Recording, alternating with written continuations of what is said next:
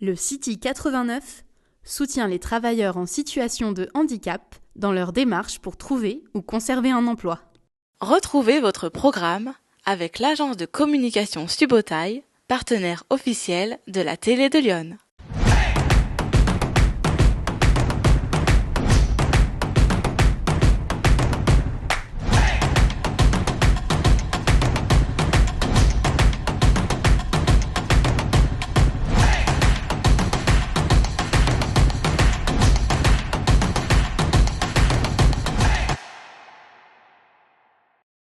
Bonjour à tous, bienvenue dans ce journal d'information locale du vendredi 18 juillet 2025. Cette semaine, vous avez été plus de 25 000 à nous suivre. Toute l'équipe vous remercie. Ce JT est en différé sur plusieurs plateformes, YouTube, Facebook, même Instagram. N'hésitez pas à nous suivre sur ces plateformes pour ne rien rater. On commence ce journal avec votre sommaire. Rendez-vous à Joigny pour la mise à l'honneur de 5 professionnels locaux pour leur engagement en faveur de l'environnement. Un détour par Auxerre où l'UDAF organisait la journée des familles ce dimanche 29 juin en l'honneur de son 80e anniversaire. Profitons ensemble d'un concert d'époque exceptionnel de l'ensemble Obsidienne donné à l'église Notre-Dame de Vénézie, un retour dans le passé avec des instruments médiévaux à travers le projet Reverdi. Et pour finir, il sera toujours question de musique dans les 5 dernières minutes puisque cette semaine, nous accueillons l'artiste Français Moyen. Bonjour Français. Vous allez bien ? Ben oui, nickel. Merci pour l'accueil. Pas de souci. Si vous avez envie d'intervenir à quelconque moment pendant ce JT, pour réagir à un reportage ou quoi que ce soit, n'hésitez pas, vous êtes notre invité. Alors bien sûr, on va vous présenter, mais voilà, vous faites ce que vous voulez, vous êtes chez vous. Sait-on jamais, mais bon, pourquoi pas. Voilà, c'est gentil. Français Moyen, vous ne connaissez peut-être pas, du coup, juste maintenant, on va lancer un petit extrait. Extrait de quel morceau ? Une présence. Une présence. Le dernier qui est sorti. Une présence, c'est parti.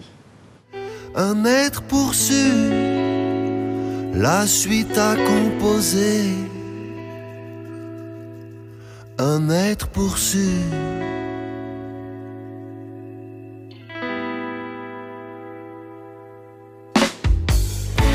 Lien du sang, lien du cœur, liens aimants. Des liens qu'on ne lâche pas, qu'on nous bat. Dénouement. On vient ensemble de découvrir un extrait du morceau Une présence. On se retrouve tous les deux à la fin du journal pour en parler. Si ça vous va. Hein. Ça me va. Ou alors je peux couper la parole pendant tout le journal pour parler de moi, mais ce serait un peu... Voilà quoi. À tout à l'heure. Pour commencer ce journal, cap sur Joigny, 5 professionnels locaux se sont vus recevoir des récompenses pour leur engagement en matière d'environnement. Pour l'occasion, ils ont reçu le label commerçant et artisan éco-responsable. Chaque entreprise a mis en place des éco-gestes adaptés à leur activité. Un reportage signé Suzy Kélin. À Joigny, certains commerçants et artisans ont reçu le label éco-responsable. C'est un accompagnement qui a été proposé par la communauté de communes du Jovinien, en partenariat avec le syndicat des déchets Centre-Yonne, la CCI ou encore la Chambre de métiers et de l'artisanat de Bourgogne-Franche-Comté. Le but, réduire les déchets et mieux gérer l'énergie. On accompagne les entreprises sous forme de sensibilisation via des réunions d'information, via des webinaires, mais aussi on se déplace en entreprise pour rencontrer le dirigeant et d'étudier localement le conseiller sur ces problématiques qui tournent en général autour des domaines de l'énergie et des déchets.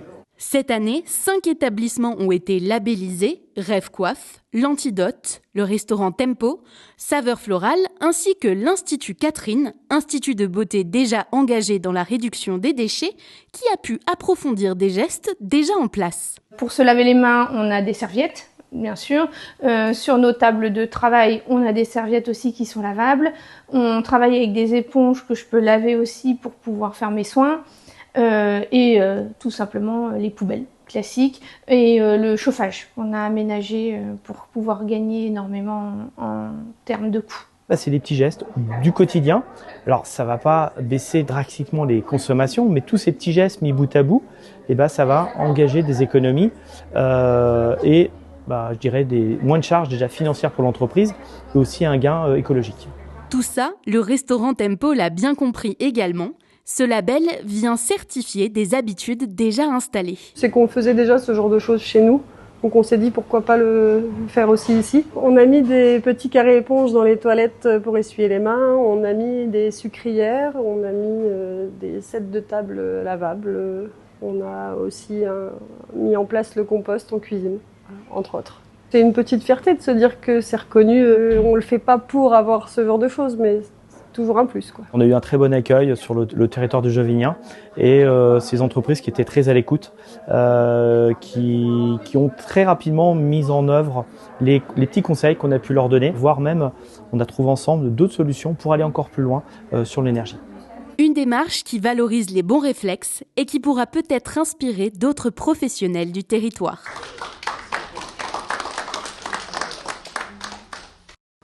Après l'environnement, place à la solidarité. À Auxerre s'est déroulée la journée des familles avec l'UDAF. Une journée conçue autour de l'amusement, food truck, jeux de piste, château gonflable. Mais la journée des familles, qu'est-ce que c'est ? Focus sur ce reportage signé Suzy Kélin et Léo Agopian. Guitare, stand associatif et jeux en bois étaient de sortie ce dimanche 29 juin au parc Paul Bert à Auxerre. L'UDAF, l'Union départementale des affaires familiales, lançait les festivités, honorant sa 80e année par une journée des familles. On a 45 associations qui adhèrent à l'UDAF et aujourd'hui il y a 11 associations présentes pour cette journée des familles. Le but c'est de faire venir des familles, de présenter les associations qui sont présentes. Chacune présente son activité ou ses activités et puis donc accueillir des familles, tout simplement. L'occasion pour les associations de présenter leurs actions, de même pour l'UDAF de Lyon qui récemment vient de lancer un bus itinérant. Alors l'UDAF de Lyon, c'est une centaine de salariés qui travaillent essentiellement sur la tutelle et dont une dizaine qui travaillent sur des services qui sont vraiment dédiés aux familles. On a un bus itinérant depuis le mois d'octobre qui lui va au plus proche des personnes démunies. Le but c'est vraiment d'aller vers là où il n'y a pas de service, les gens qui ne peuvent pas se déplacer, donc leur apporter le service à leur porte. Et on a une trentaine de communes qui nous ont demandé le passage du bus chez eux. L'UDAF devrait organiser d'autres actions sur l'ensemble du territoire pour célébrer ses 80 ans. Affaire à suivre. Direction Vénizy, plongée au cœur d'un concert faisant remonter le temps avec des instruments de la Renaissance. Emmanuel Bonardo de l'ensemble Obsidienne, aux mains du projet Reverdy, donnait un concert à l'église Notre-Dame de Vénizy le 14 juillet. Un reportage signé Suzy Kélin et Marine Boblic.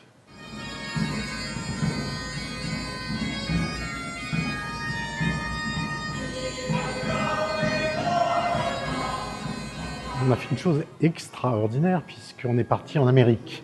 Aujourd'hui, ça paraît normal d'aller en Amérique, mais en 1492, avec Christophe Colomb, on est parti à la découverte et c'est une sacrée aventure parce qu'on a découvert effectivement les peuples. Et après, c'est Amerigo Vespucci, un célèbre navigateur qui a donné son nom à Amérique. On a son livre de bord, donc on lit son livre de bord, des extraits, et on fait la musique de l'époque de Christophe Colomb.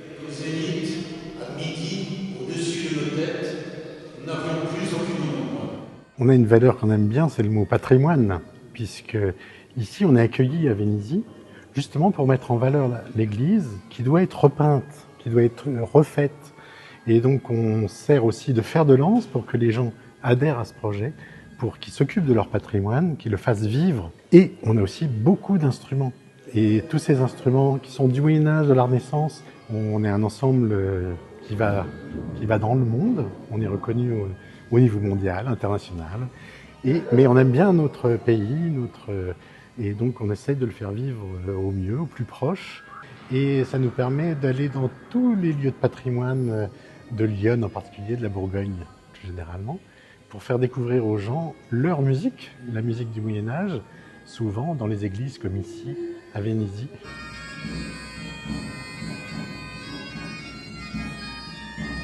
Avec les artistes du coin aussi, on a beaucoup d'artistes de grande valeur, donc on se rencontre, et ce qui permet d'avoir une grande richesse aussi musicale.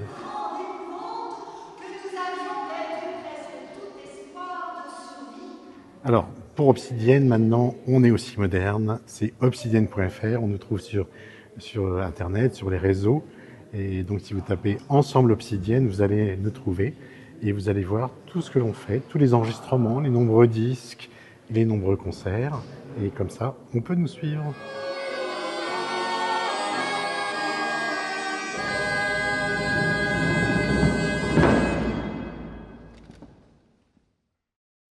Après ce petit voyage dans le passé, place à la musique actuelle, à de la variété. On se retrouve pour les 5 dernières minutes.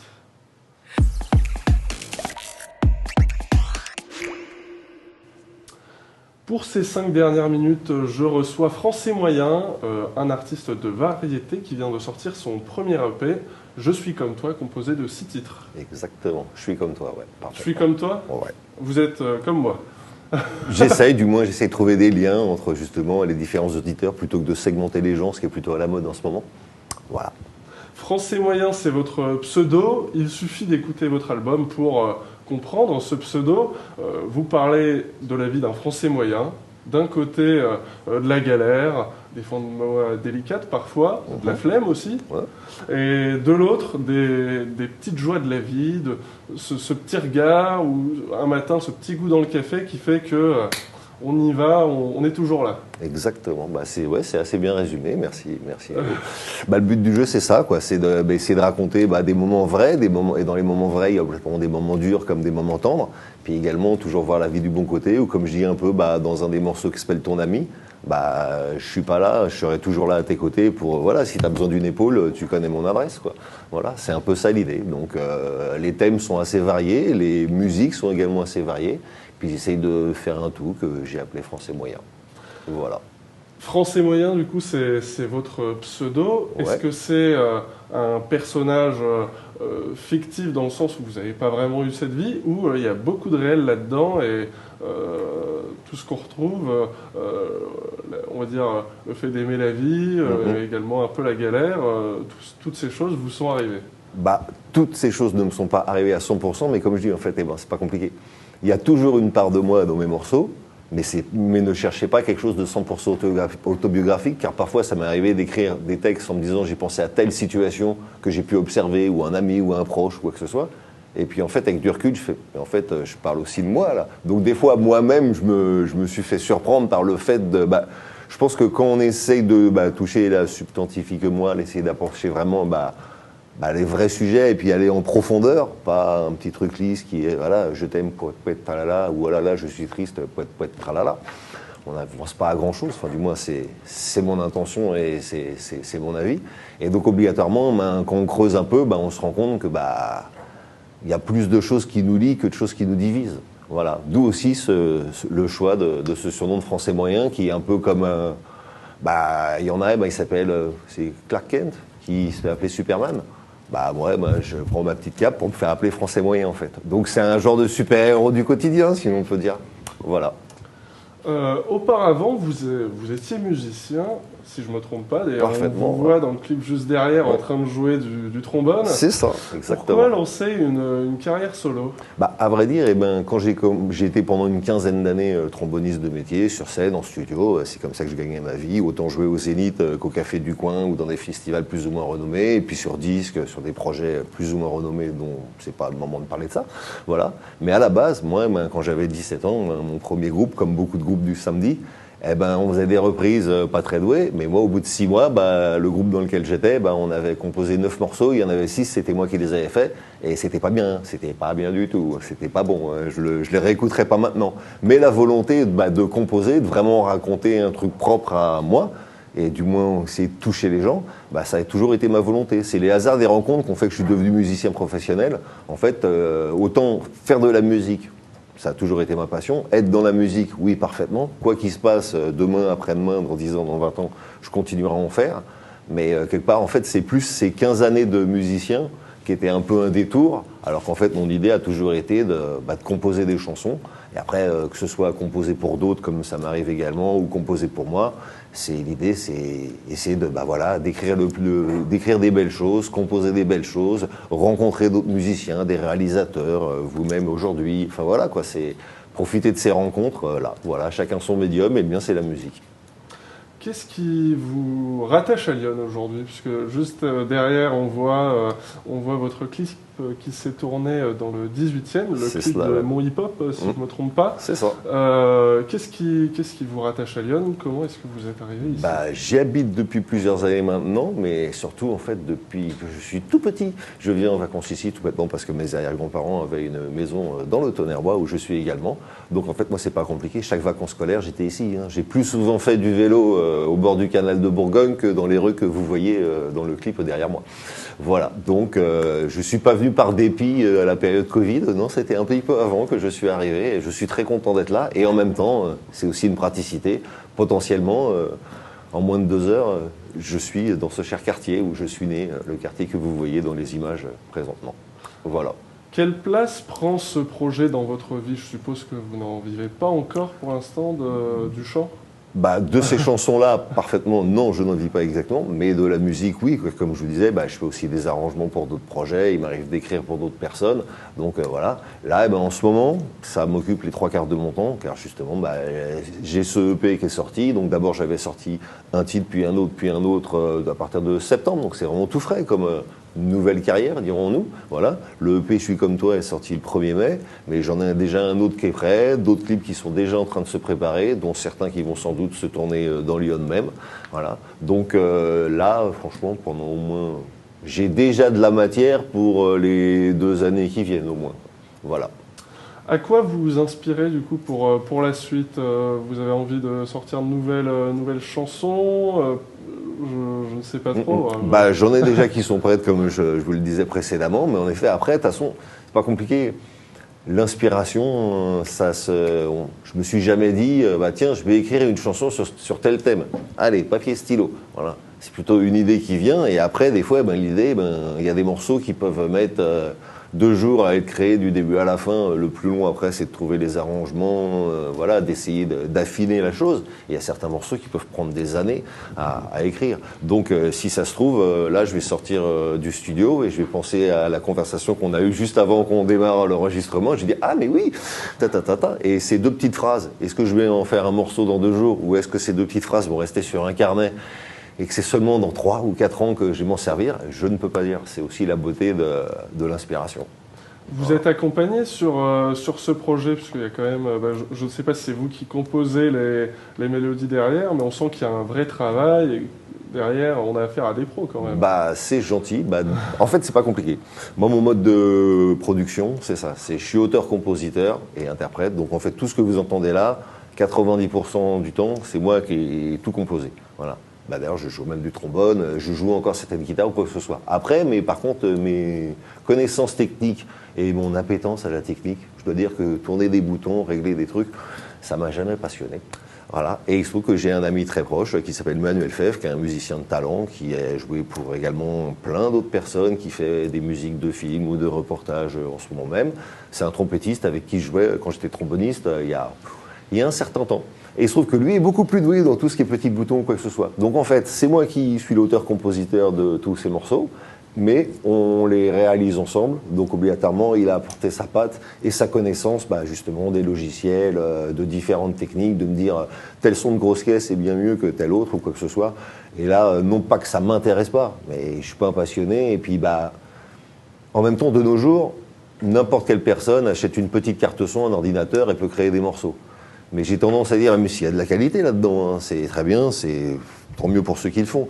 Mais je trouve qu'après, ça devient un peu de la musique consanguine, quoi. C'est aussi bien l'échange. C'est aussi bien quand justement, on se frotte nos idées les uns aux autres et se dit, ah oui, tu m'as permis de. Donc, par exemple, avec Manuel, qui a réalisé ces morceaux-ci, on se retrouve à. J'ai les morceaux, je lui envoie, il retravaille dessus. Il me les renvoie, là je rajoute encore d'autres petites choses auxquelles j'ai pensé, et là ça se finalise. Et j'ai également sur 2 titres, sur celui-ci et d'autres plus tard, un ami, un proche, Biggie Melinji, un batteur de talent qui a joué avec Tikenja Fakoli, avec Magic System, avec plein. Lui c'est la famille, on a joué tellement longtemps ensemble que voilà quoi. D'ailleurs il vient régulièrement de Lyon depuis. Et lui il joue sur 2 morceaux, dont une présence, le petit extrait qu'on a vu tout à l'heure. Ok. Voilà. Pourquoi donner un caractère, on va dire, assez universel à vos musiques, puisque, encore une fois, français moyen, et puis vous parlez de choses qui peuvent toucher un petit peu tout le monde, hein, l'amitié, profession parent, je suppose du coup que vous êtes touché un petit peu par tous ces sujets-là. Pourquoi l'universalisme ? En fait, tout bêtement, ce que j'ai remarqué, c'est que, il se trouve que, en tant que tromboniste, j'ai joué beaucoup de reggae. Le reggae, c'est une musique souvent décriée, genre c'est la musique des jeunes qui font rien, quoi que ce soit. Mais quand on écoute les paroles attentivement, avec le petit chichon, voilà. Mais quand on écoute les paroles attentivement, en fait, c'est des gens qui parlent vraiment du local, ils parlent du coin de la rue. Et résultat, ça peut toucher les gens du monde entier. Et cette philosophie, je l'ai gardée en moi, même si ma musique ça ne s'entend peut-être pas dans ma musique, mais dans l'intention, c'est ça. Je pense que plus on parle local, plus on parle de quelque chose qui nous touche, donc encore une fois, pas 100% autobiographique obligatoirement, mais quelque chose qui nous touche pleinement, je pense que si on touche pleinement sur un sujet précis, on peut vraiment toucher les gens. Alors après, sinon on peut être Britney Spears ou Beyoncé et puis avoir un plan de com de 4 milliards. Et là, c'est évident qu'on peut faire de la musique qui parle de rien ou de choses bien. Je dis pas que c'est pas bien. Mais voilà, on a un plan de com qui fait... Là, ça touche tout le monde. Mais quand on a un artiste comme moi qui, de toute façon, même le jour où j'aurai plein de business, je ne pourrais pas me permettre. Il vaut mieux toucher les gens au cœur. Et quand on touche les gens au cœur, ils ont envie d'en parler aux autres. Citez-moi 3 artistes qui vous ont inspiré et qui font de vous l'artiste que vous êtes aujourd'hui. Moi, je sais que quand j'ai écouté un petit peu, j'ai pensé un peu à Gainsbourg, par exemple. J'ai vu ensuite que vous étiez fan de Claude Nougaro, si je ne me trompe pas. Ouais, j'aime assez. En fait, j'écoute peu de chansons françaises. J'écoute plus de rap que de chansons françaises. Mais du rap d'ancien, enfin du rap actuel, mais pas fait par des jeunes. Voilà. En gros, un nom, par exemple Emo. Okay. Emo, H-E-M-O. Allez écouter ça. Tous les 6 mois, il sort un nouvel EP. C'est de la qualité, mais c'est un niveau. Et quelque part, il fait beaucoup de jeux de mots et d'allitération et d'enchaînement. En fait, il en parlait dans le premier couplet et ça résonne dans le deuxième, chose que je fais également. Voilà. Mais pour revenir, j'ai pas répondu à la question, mais Emo, c'est très bien. Pour revenir à la question, si vous devez être une fusion de 2 artistes. De 2 artistes, je sais pas, peut-être. En effet, je prendrais Nougaro dans l'idée multi... On ne peut pas le résumer à un style. Et après, je vais dire Peter Tosh. Voilà, un chanteur de reggae très militant. Ok. Voilà. Dans vos chansons, beaucoup de jeux de mots et de rêves populaires. Alors, ou excusez, j'en ai mis quelques-unes de côté que je vais vous citer. Pas de souci, Le Commodore avant l'Atari, ouais. Beyoncé, Astérix et Obélix. Il n'y a plus de marque qui marque l'avoine. Ouais. On retrouve là aussi... comment ? C'est pas tout à fait ça. C'est encore plus compliqué. Ah, c'est encore plus compliqué. Il n'y a plus que des marques qui marquent l'avoine. Marky Mark, c'était un rappeur un peu branchouille, dont le frère était dans les New Kids on the Block. Ça parlera aux demoiselles qui ont à peu près mon âge. Je pouvais pas aller chercher aussi loin. Pas de souci. On retrouve là aussi un caractère universel et populaire, en fait. Vous avez... Ah mais de toute façon, là, les rues que vous voyez derrière moi, je suis fils, petit-fils et artifice de commerçant. Je passais toutes mes rues à jouer dans café, ces rues-là. Non, quand j'étais petit, j'avais pas les moyens d'aller au café. Mais par contre, toutes les rues que vous voyez là, je jouais. Je me suis fait les croûtes aux genoux comme c'est pas permis. Donc, quelque part, je suis un Parisien, mais j'ai eu une vie de village. Parce qu'en fait, quand on connaît vraiment Paris, c'est plein de petits quartiers les uns à côté des autres et qui sont totalement différents. Même de par les métiers, de par les communautés qui sont arrivées. Les Savoyards, ils sont venus dans tel coin, les Bretons, ils sont venus dans tel autre. Maintenant, ce serait plus les Ivoiriens ou ainsi de suite. Ça a évolué. Mais c'est toujours la même chose. C'est plein de petits quartiers. Et moi, le marché Saint-Pierre, c'est vraiment mon quartier. Tous les jours, j'étais là. C'est le vôtre. Voilà. Pour terminer, si ça vous dérange pas, je vous laisse le mot de la fin. Alors, quel mot de la fin ? En tout cas, merci beaucoup pour l'accueil, déjà d'une. Allez écouter mes chansons, partagez-les avec tout le monde. Et surtout, en ce moment même, si vous êtes touché un tant soit peu par une ou l'autre de mes chansons et que vous faites plus ou moins de la musique ou quelque chose qui a un rapport avec l'artistique, n'hésitez pas à me contacter, histoire qu'on fasse copain. Peut-être, sait-on jamais, dans quelques mois, on fera un morceau ensemble. Voilà.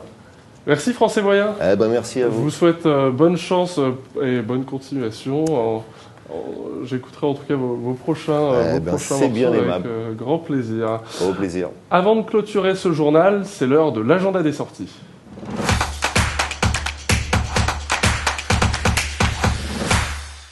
Du 18 au 20 juillet à Saint-Sauveur en Puisée, à la Poéterie, a lieu la Fête de l'Art qui revient cette année avec un week-end chargé. Musique, création, spectacle de danse, art de rue et ateliers, une multitude d'événements en direct. Le samedi 19 juillet à 20h, vous pouvez aller faire un tour à l'Open Air Festival Le Hameau à Saint-Martin-du-Tertre à l'ancienne plage. L'événement dure jusqu'au 20 juillet. Au programme, différents concerts pour le plaisir des oreilles et des yeux, avec Sam Sauvage, Mr. Right Kid et Naive New Beaters. Excusez-moi pour mon accent anglais de 5e. En bref, une bonne soirée, mais ne partez pas les mains vides, ou n'y allez pas les mains vides, car l'entrée n'est pas gratuite et sera de minimum 20 €. Et pour finir, un peu plus en douceur, le dimanche 20 juillet se déroule le spectacle Le Cabaret 3C avec John Garlic à la harpe, Thierry Magne à la chanson et Moussa Lepkiri au conte et à l'humour. Rendez-vous à Été-la-Sauvin, au théâtre de la Closerie, avec une entrée à 15 €. C'est fini pour...